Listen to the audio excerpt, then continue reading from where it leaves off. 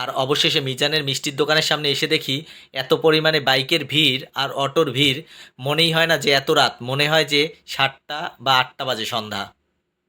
তারপরে আমরা অবশেষে আইসা পড়লাম এত করতে করতে সেই মিজানের মিষ্টির দোকানে। তো বরিশালে থাকি, বাজার রোডে, তো হকের মিষ্টি খেতে খেতে অভ্যস্ত। তো এখন দেখি যে মিজানের মিষ্টিটা কেমন, টেস্ট করার জন্য আসলাম অনেকদিন পরে, যেহেতু লেবুখালী ব্রিজে আসছি। তো চিন্তা করলাম আর একটু সামনে আগে মিজানের মিষ্টির দোকানটা একটু ঘুরে যাই, দেখি তার মিষ্টিটা কেমন। চলেন। আর ঢুকতেই দেখি এত সুন্দর সুন্দর চমৎকার চমৎকার মিষ্টি বাটিতে সাজানো। এগুলো ছোট, মাঝারি, বড় সব সাইজের বাটিতে রাখা আছে।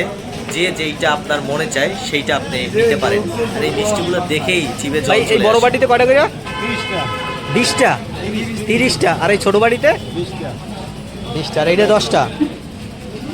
এই ছোট বাটিতে 10টা, এই বড় বাটিতে 30টা, আর এই মাঝারি একটা বাটি, এইটা হচ্ছে গিয়ে 20টা। তো আগে ভিতরে ঢুকি। আর সবচেয়ে সবচেয়ে বড় একটা আছে, এই যে এটার মধ্যে হচ্ছে 50টা। ভাই পিস কত কইরা? এক এক পিস 12 টাকা করে না? ওই হিসাব করে যে যেই বাটি নেয়। তো চলেন আমরা একটু ভিতরে যাই দেখি।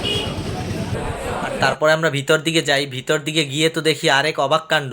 এতক্ষণ তো আমরা বাইরে দেখলাম যে এত ভিড়, ভিতরে গিয়ে দেখি বসার জায়গা নাই, প্রত্যেকটা টেবিল ভরা। তো আমি খুঁজতেছিলাম যে ওরা কোন টেবিলে গিয়ে বসলো। তো পরে এসে দেখি ওরা এই টেবিলে বসা।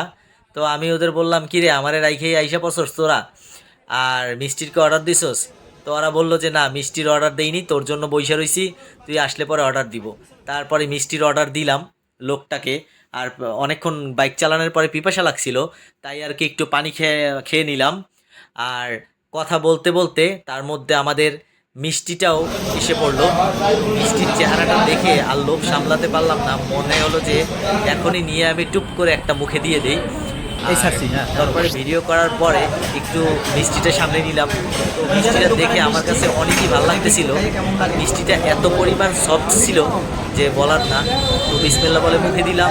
তো খেয়ে তো দেখলাম যে অসাধারণ স্বাদ, যা ধারণার বাইরে। তো যারা যারা আপনারা খেতে চান এই মিষ্টিটা, অবশ্যই একবার করে ট্রাই করে যাবেন। এটা হচ্ছে পটুয়াখালী বাস স্ট্যান্ডের সামনে মিজানের মিষ্টির দোকান। আর পরে খাবার পরে চিন্তা করলাম যেহেতু আমি খেয়েছি, তো বাসার জন্যও কিছু নিয়ে যাই।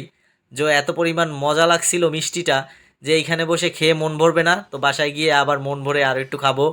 তাই আর কি আমি কিছু মিষ্টি নিয়ে নিলাম। নেয়ার পরে এখন রওনা দিলাম। তো এই পর্যন্তই ভিডিও, সবাইকে খোদা হাফেজ।